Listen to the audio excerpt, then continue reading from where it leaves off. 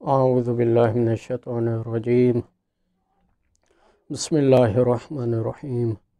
الحمدللہ رب العالمین والصلاة والسلام علی خیر خلقہ محمد وآلہ الطیبین واللعنۃ الدائمۃ علی اعدائہم اجمعین اما بعد الامر الاول تعریف علم الاصول و موضوعہ و غایتہ۔ عزیزان محترم، پہلے کفایت الاصول مادہ امتحانی کی ریکارڈنگ ہوئی، اب بحمد اللہ وہ تمام ہوئی، اور اب اسی ہی چینل پر مولانا شیخ غلام اصغر مورانی صاحب کی انتہائی کوشش اور کاوش سے اس سلسلے میں وہ کوشش اور بہت زیادہ طلاب کے دروس کے حوالے سے اپنی کوشش میں ہیں کہ ان کو دوسرے طلاب تک اور جو ہے عوام تک پہنچایا جائے، اور انہوں نے اب دعوت دی ہے کہ الموجز فی الاصول مدارس میں پڑھائی جاتی ہے۔ یہ کتاب معروف کتاب ہے، ہر طالب علم تقریباً اس کو جانتا ہے، سطوح کی کتاب ہے، اصول فقہ کی کتاب ہے۔ تو اس کی بھی مولانا صاحب کی خواہش ہے اور طلاب کی خواہش ہے کہ اس کی ریکارڈنگ ہو جائے، تو انہوں نے مجھے دعوت دی ہے اور میں نے دعوت قبول کی ہے، اور اس کی اب ہم اس کتاب کو شروع کرنے لگے ہیں۔ شروع ہونے سے پہلے تھوڑا سا مناسب سمجھوں گا کہ یہ کتاب الموجز فی الاصول قبلہ شیخ جعفر سبحانی صاحب کی کتاب ہے، جو ابھی تاحیات ہے ماشاءاللہ، خدا ان کی زندگی دراز فرمائے۔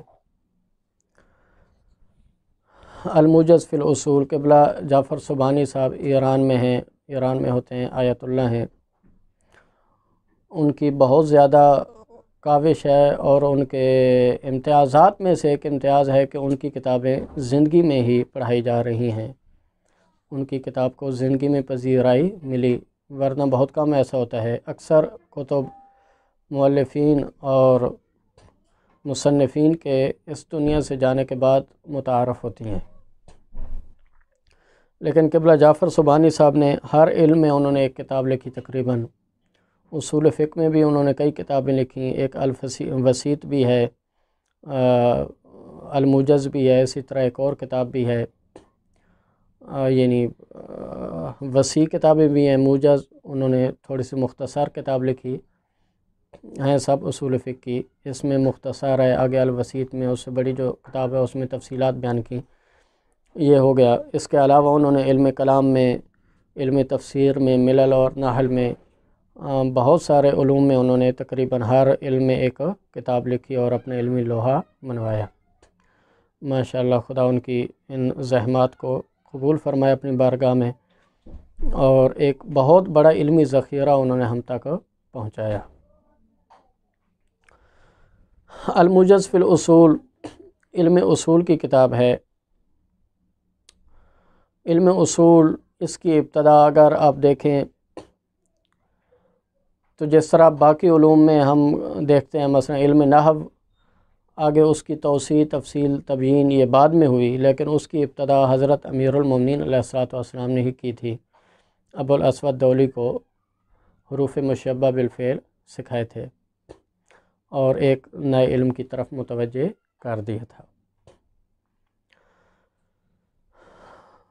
بلکہ ابن ابی الحدید شرح نہج البلاغہ میں وہ لکھتے ہیں کہ کوئی علم ایسا نہیں ہے کہ ہر علم کی جو انتہا ہے وہ حضرت امیر المومنین علی ابن ابی طالب علیہ الصلوۃ والسلام تک ہوتی ہے، یعنی گویا کہ یہ اسلام میں پاک پیغمبر صلی اللہ علیہ وسلم کے بعد یہ علوم مطرح ہو گئے تھے، بعد میں اس میں ان علوم میں توسیع ہوتی رہی۔ تو علم اصول فقہ بھی خود معصومین کے دور میں بھی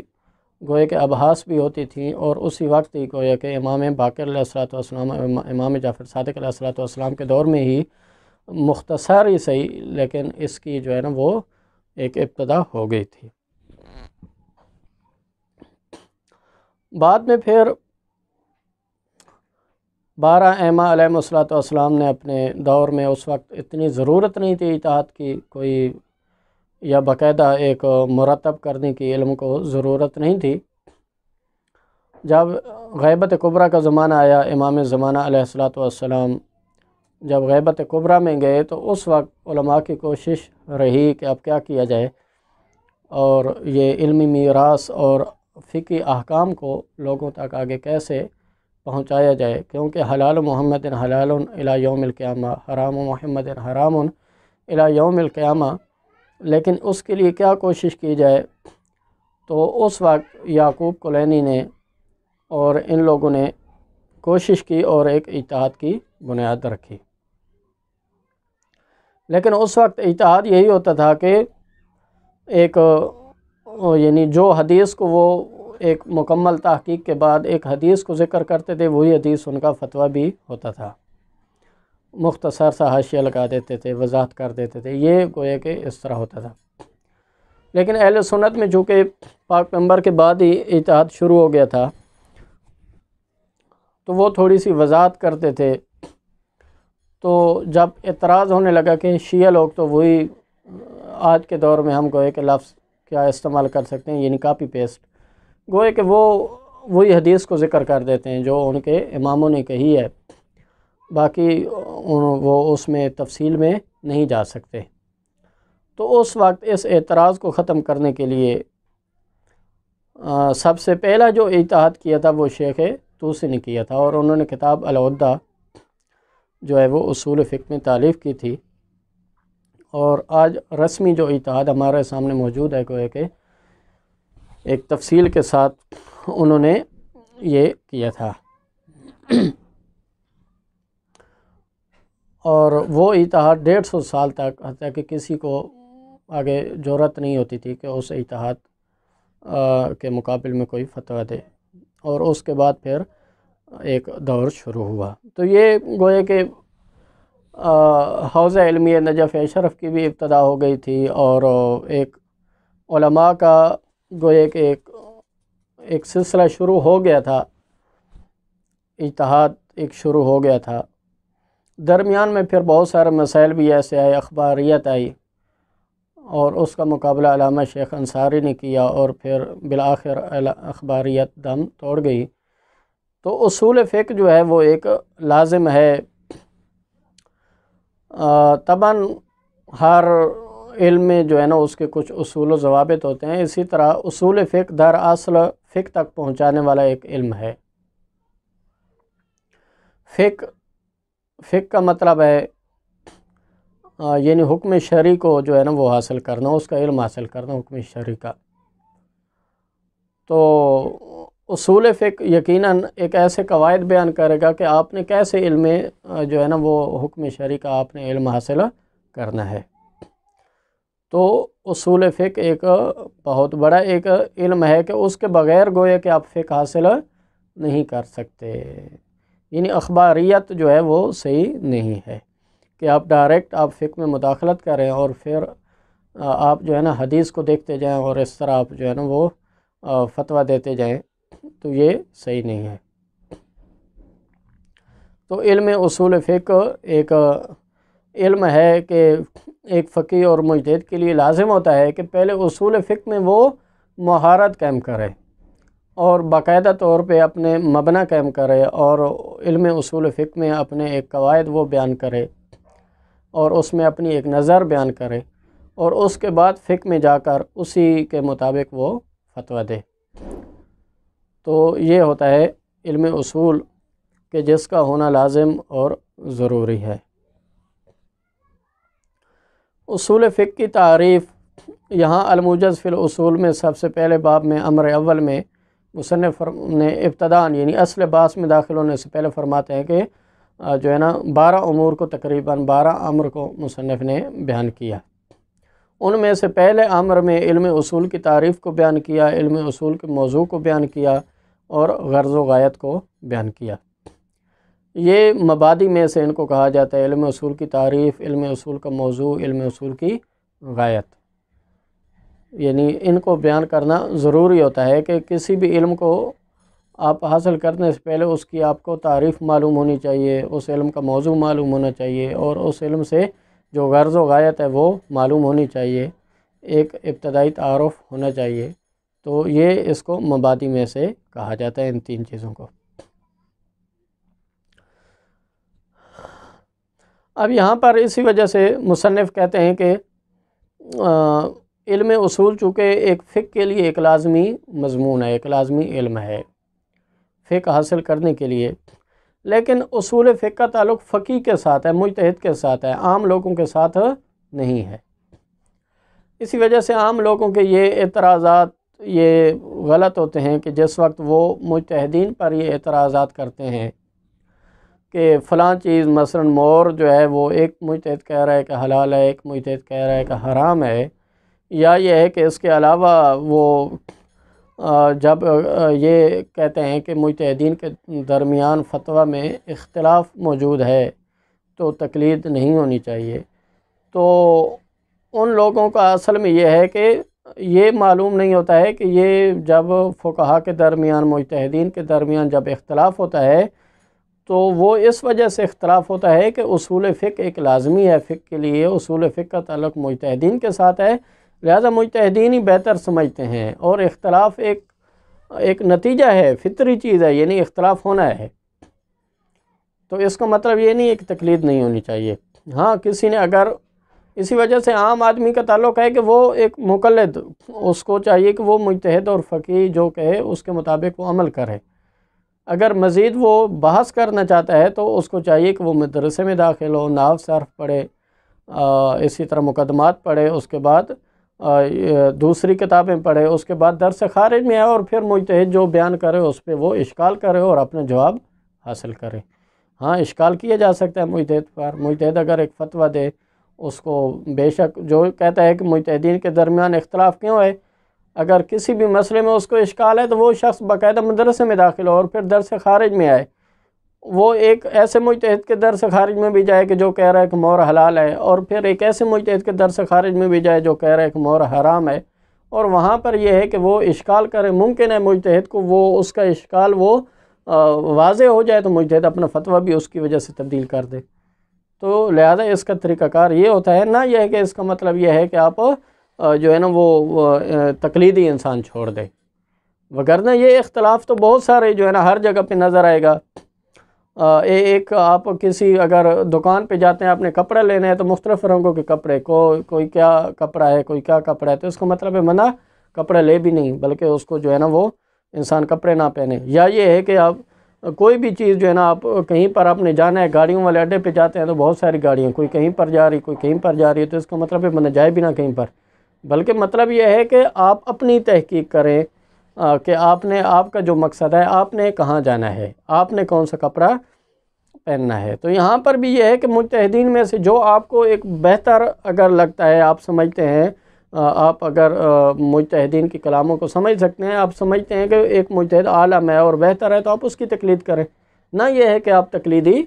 نہ کریں۔ تو اس کا مطلب یہ نہیں ہے۔ علم اصول کی تعریف میں فرماتے ہیں مصنف کے علم یبحث فیہ عن القواعد التی یتوصل بہا الی استنباط الاحکام الشرعیہ عن الادلہ۔ فقہ میں چونکہ حکم شرعی کا علم ہوتا ہے تو علم اصول میں ایسے قواعد بیان کیے جاتے ہیں کہ ان قواعد کے ذریعے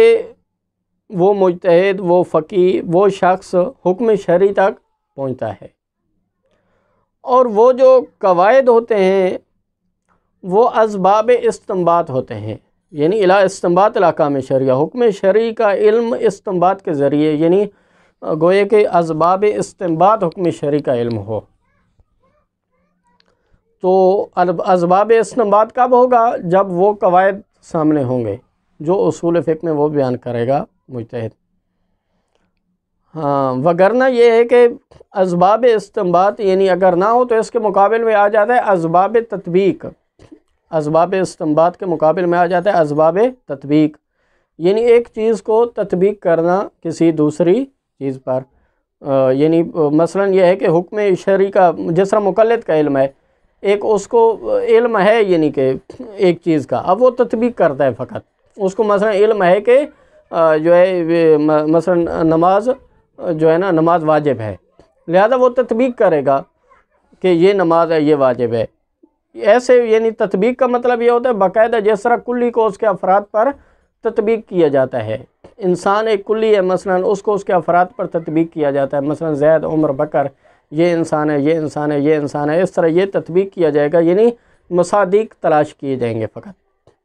اور اس میں چونکہ ایک استنباط نہیں ہوتا ہے، اس میں ایک مشقت، ذہنی مشقت نہیں ہوتی ہے، غور و فکر نہیں ہوتا ہے، اس میں فقط یہ ہے کہ ایک تطبیق کرنی ہے۔ تو مقلد کا جو علم ہوتا ہے وہ گویا کہ تطبیقی علم ہوتا ہے، اس کو مثلا مجتہد نے بتا دینا ہے کہ یہ چیز واجب ہے اور یہ چیز حرام ہے، اس نے فقط اب تطبیق کرنا ہے، یعنی اس چیز کو دیکھنا ہے کہ جو حرام ہے اور اس چیز کو دیکھنا ہے کہ جو واجب ہے۔ اس کے مقابل میں آ جاتا ہے استنباط، تطبیق کے مقابل میں، یعنی اسباب استنباط۔ تو وہ قواعد کے جو اسباب استنباط ہوں، گویا کہ ان کے ذریعے جو ہے نا انسان علم حاصل کرے، تو ایسے قواعد کو کہیں گے اصولی قواعد، یعنی علم اصول۔ تو گویا کہ اس سے اسباب استنباط، جو استنباط کی قاعدہ ہے، اس سے خارج ہو گئے قواعد فقہیہ، کیونکہ قواعد فقہیہ میں فقط تطبیق ہوتی ہے، وہاں پر یہ ہے کہ استنباط والی بات نہیں ہوتی ہے۔ اسی وجہ سے قواعد فقہیہ کا تعلق مجتہد کے ساتھ فقط نہیں ہے، بلکہ جو عامی لوگ ہوتے ہیں وہ بھی قواعد فقہیہ کے ذریعے جو ہے نا وہ اس کا مطلب ہے فقط تطبیق کرنا، لہذا وہ تطبیق کر لیں گے۔ جیسے کلو شیء لک حلال حتی تعرف انہ حرام، یا قاعدہ ضرر و ضرار جس طرح ہو گیا، قواعد فقہیہ جو بھی ہو گئے، تو گویا کہ ان کو فقط تطبیق دینا ہے۔ لا ضرر ولا ضرارہ فی الاسلام مثلا ہے، تو اس کو فقط تطبیق دینا ہے کہ ضرر اور ضرار اسلام میں نہیں ہے، اس میں استنباط والی بات نہیں ہے۔ لیکن حکم شرعی کا جو استنباط ہے، مثلا اقیم الصلاۃ سے ہم نے استنباط کرنا ہے کہ نماز واجب ہے، تو یہ تطبیق فقط نہیں ہے، یہاں پر اقیم الصلاۃ کو تطبیق دینا نماز کے وجوب پر تطبیق ہو ہی نہیں رہی، کیونکہ اقیم الصلاۃ جو ہے نا وہ استحباب کے لیے بھی فعل امر ہوتا ہے، لہذا یہاں پر استنباط کا بات آئے گی، استنباط کی بات آئے گی۔ تو استنباط کا تعلق ہوتا ہے مجتہد کے ساتھ، تطبیق کا تعلق ہوتا ہے مکلف اور عام آدمی کے ساتھ بھی ہوتا ہے۔ تو لہذا وہ قواعد کے جن کا تعلق اسباب استنباط یعنی استنباط کے ساتھ ہے تو وہ اصولی قواعد ہوں گے، اور وہ قواعد جن کا تعلق تطبیق کے ساتھ ہے وہ قواعد فقہیہ ہوں گے۔ تو یہ گویا کہ پہلی جو ہے نا اس میں ہو گئی، یہ بات ہو گئی۔ اس کے علاوہ یہاں پر جو دوسرا نقطہ ہے یعنی علم اصول کی تعریف کا دوسرے علوم سے یعنی جو اس کا امتیاز ہے، وہ یہ ہے کہ ان قواعد کے ذریعے پہنچا جائے گا استنباط تک۔ مراد یہ ہے کہ بالاستقلال، یعنی گویا کہ ان قواعد سے مراد کبریات ہیں، جو آپ منطقی قیاس جو بنایا جائے گا اس میں ایک صغرا ہوگا، ایک کبرا ہوگا، تو گویا کہ اصل اہمیت کبرا کو حاصل ہوتی ہے کہ بالفرض اس کے ساتھ اگر صغرا کو منظم کیا جائے تو وہ ایک نتیجہ دے گا۔ تو یہاں پر قواعد سے مراد کبریات ہیں، یعنی ایک صغرا ایک کبرا، جو کبرا ہے وہ گویا کہ قواعد اصولیہ ہیں۔ اس سے خارج ہو گئے باقی علوم، جیسے علم نحو ہو گیا، علم صرف ہو گیا، علم معنی بیان ہو گیا، علم رجال حتیٰ کہ ہو گیا، حتیٰ کہ علم منطق ہو گیا، یہ علوم خارج ہو گئے۔ اگرچہ ان علوم کا بھی استنباط کے ساتھ تعلق ہے، علم نحو کا مثلا ایک مجتہد، ایک فقیہ اگر علم نحو سے آگاہ نہ ہو، علم صرف سے آگاہ نہ ہو، علم جو ہے یہ لغت سے آگاہ نہ ہو، علم منطق سے آگاہ نہ ہو، علم رجال سے آگاہ نہ ہو، تو وہ استنباط اس کا ناقص ہوگا، استنباط وہ نہیں کر سکتا حکم شرعی کا۔ لیکن یہ ہے کہ یہاں پر جو استنباط ہے وہ بالاستقلال نہیں ہے، یعنی استنباط میں جو دخالت حاصل ہے علم نحو کو، علم نحو مثلا جو ہے نا وہ اس نے مجتہد نے اعراب کی حوالے سے وہ اس کو دیکھنا ہے، علم صرف میں جو ہے نا کلمہ کی اس نے جو ہے تحلیل کرنی ہے، یا علم منطق میں مثلا اس نے یہ دیکھنا ہے کہ یہ استدلال صحیح ہے یا صحیح نہیں ہے، یا اس میں جو ہے نا علم منطق کے حوالے سے اس نے مثلا دیکھنا ہے، یہ علم رجال کے حوالے سے اس نے دیکھنا ہے کہ یہاں پر جو راویان ہیں ان کے بارے میں اور روایت کے صحت اور سقم کے بارے میں صحیح ہے، ضعیف ہے، حسن ہے یا جو بھی ہے اس طرح. تو یہاں پر یہ ہے کہ جو یہ والے علوم ہیں ان کو بالاستقلال جو ہے استنباط میں دخالت حاصل نہیں ہے، بلکہ یہاں پر ضروری ہے کہ یہ فقط صغرا بنیں گے اور اصل حیثیت کبرا کی ہوتی ہے. یعنی کبرا جب تک نہیں ہوگا فقط صغرا سے، یعنی علم نحو کا آپ کو علمی فائدہ ہے، استنباط کا فائدہ اس وقت تک ہے کہ جب کبرا جو ہے وہ اس میں شامل آپ کریں گے اور اصل حیثیت کبرا کو حاصل ہے. جبکہ کبرا جو ہوتا ہے کبریات وہ بالاستقلال استنباط میں ان کو دخالت حاصل ہوتی ہے. یعنی صغرا کا اگرچہ ہونا ضروری ہے، لیکن یہ ہے کہ اگر کسی بھی وجہ سے منابع نہ ہو اور صغرا سے انسان بے نیاز بھی ہو سکتا ہے، یہاں پر یعنی بالاستقلال کبرا کو جو ہے وہ حیثیت حاصل ہوتی ہے. تو اس وجہ سے یہ ہے کہ علم اصول جو ہے یہ اس کو گویا کہ باقی علوم سے جو اس کا امتیاز ہے وہ یہ ہے کہ آپ اسی درجہ میں گویا کہ کہہ سکتے ہیں کہ جس طرح ایک جملہ کہا جاتا ہے نہج البلاغہ، یعنی اللہ کے کلام سے وہ کم ہے لیکن مخلوق کے کلام سے اوپر ہے. تو علم اصول بھی گویا کہ فقہ سے کم علم ہے لیکن باقی تمام علوم سے جو ہے نا اس کا درجہ فوق ہے. تو یہ ہے علم اصول میں گویا کہ یہ دو چیزیں اس کی تعریف میں.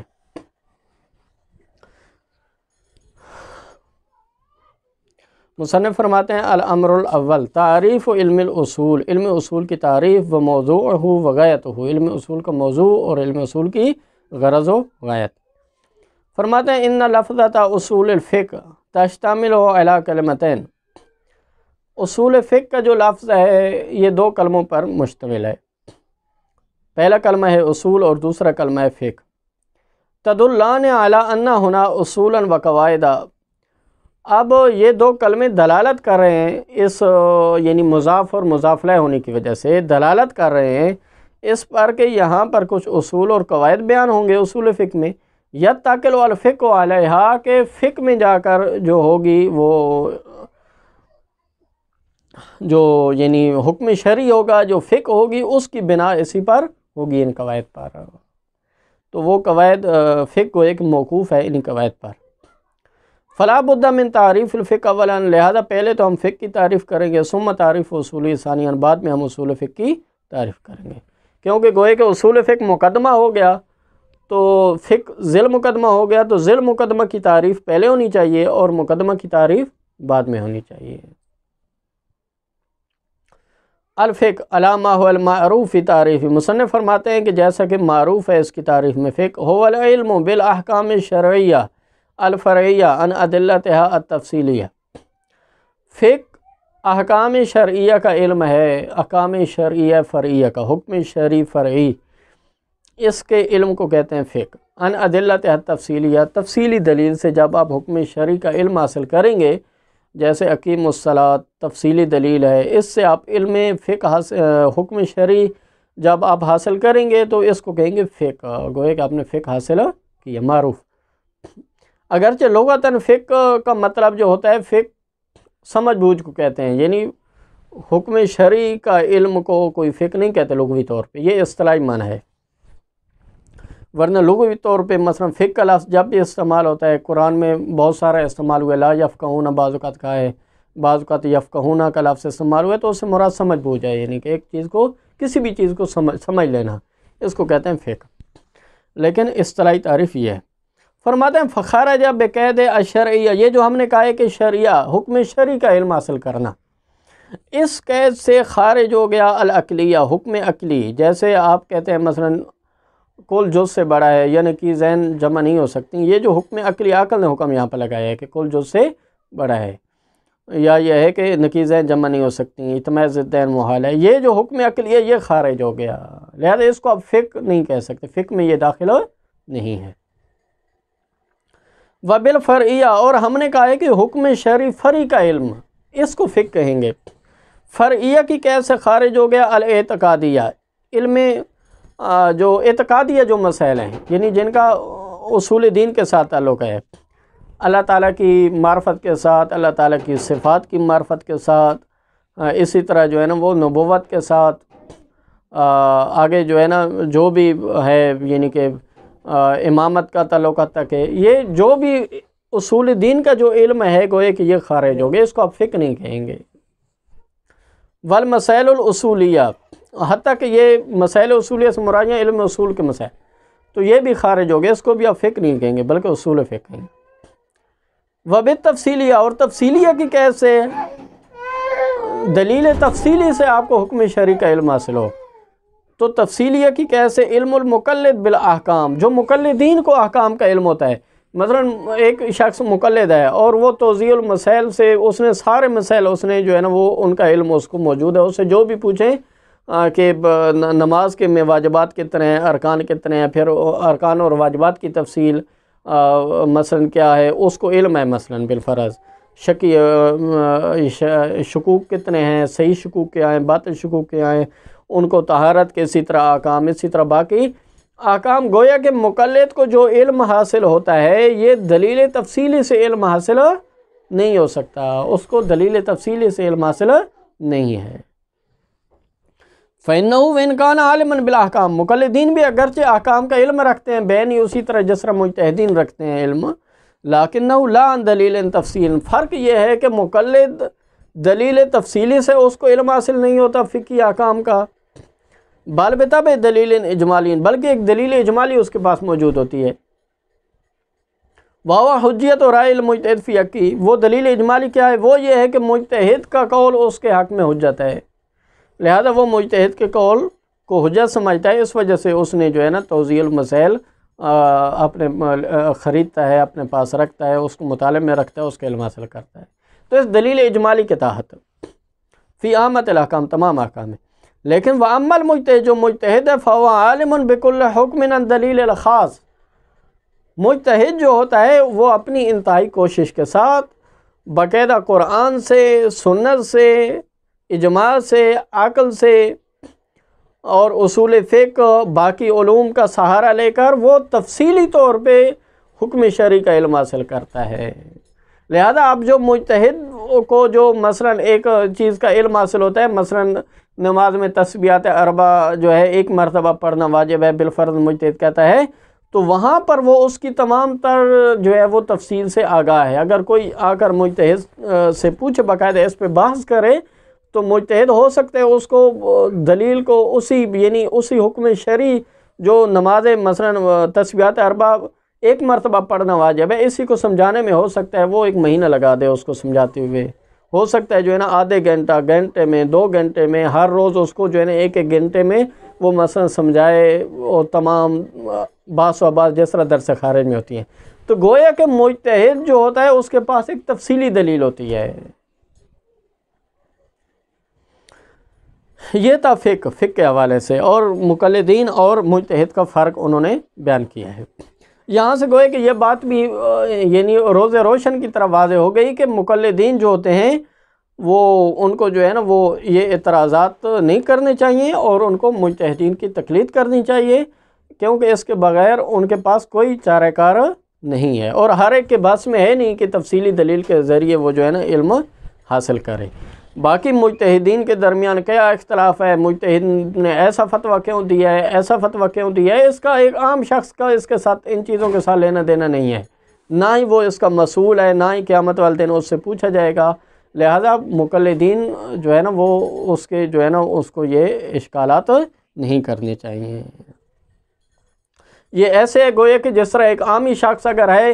اور اس کا بیٹا مریض ہو جائے تو وہ اس کا آپریشن خود ہی کرنے شروع کر دے، اور بیٹا مر جائے تو اس سے پوچھا جائے کہ بھئی جب آپ جانتے ہی نہیں ہیں کچھ تو آپ نے کیوں آپریشن کر دیا، جبکہ وہی آپریشن ماہر اسپیشلسٹ اور ڈاکٹر اگر کرے اور اس کا بیٹا اگر مر جائے تو وہ یہ ہے کہ اس نے جبکہ ایمانداری سے کام لیا ہو تو اس کے باوجود ایسا ہوا ہو تو اس ڈاکٹر کو کوئی کچھ نہیں کہے گا، کیونکہ وہ اسپیشلسٹ ہے، اس نے جو ہے نا وہ اپنی ذمہ داری سے کام انجام دیا۔ تو اسی طرح یہ ہے کہ جو مجتہدین ہوتے ہیں وہ خود سمجھتے ہیں کہ انہوں نے وہ فتویٰ کیوں دیا ہے، مقلدین جو ہوتے ہیں ان کا کام ہوتا ہے کہ اس فتوے کو قبول کریں۔ تعریف ہو، اصول فقہ کی تعریف فرماتے ہیں ہوا علم یبحث فیہ، یہ وہ علم ہے کہ اس علم میں بحث کی جاتی ہے عن القواعد، ان قواعد کے متعلق التی یتوسل بہا الی استنباط الاحکام الشرعیہ عن الادلہ، ایسے قواعد کے متعلق بحث کی جاتی ہے کہ ان قواعد کے ذریعے آپ پہنچیں گے حکم شرعی کے استنباط تک۔ تو گوئے کہ یہاں پر دو چیزیں بیان ہو گئیں، ایک تو یہ ہے کہ ایسے قواعد کہ جن کو بالاستقلال استنباط میں دخالت حاصل ہے، اور وہ اصولی قواعد ہیں، گوئے کہ علم نحو، علم صرف، یہ گوئے کہ علوم خارج ہو گئے۔ اور دوسرا یہ ہے کہ یہ قواعد اسباب استنباط ہوں، یعنی ایسے قواعد ہیں کہ ان کے ذریعے آپ حکم شرعی تک تو پہنچیں لیکن اسباب استنباط نہ، یہ ہے کہ اسباب تطبیق، لہذا قواعد فقہیہ خارج ہو گئے۔ وَعَلَى ذَلِكَ، اس بنا پر فرماتے ہیں فعلم اصول الفقہ، علم اصول فقہ جو ہوتا ہے من مبادئ الفقہ، یہ بھی فقہ کے مبادی میں سے ہے اور مقدمات میں سے ہے، مبادئ تصدیقیہ میں سے۔ وَيَتَكَفَّلُ بِيَانُ كَيْفِيَّةِ اقامت الدلیل علی الحکم الشرعی، اور یہ علم اصول فقہ کفیل بنتا ہے، ضامن بنتا ہے،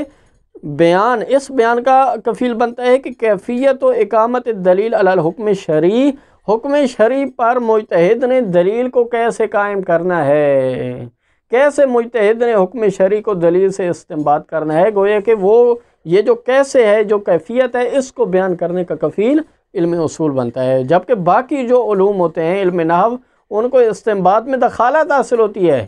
لیکن وہ اس کیفیت کو بیان کرنے کی کفیل نہیں ہوتے ہیں باقی علوم۔ وصلی اللہ علی محمد وآل محمد۔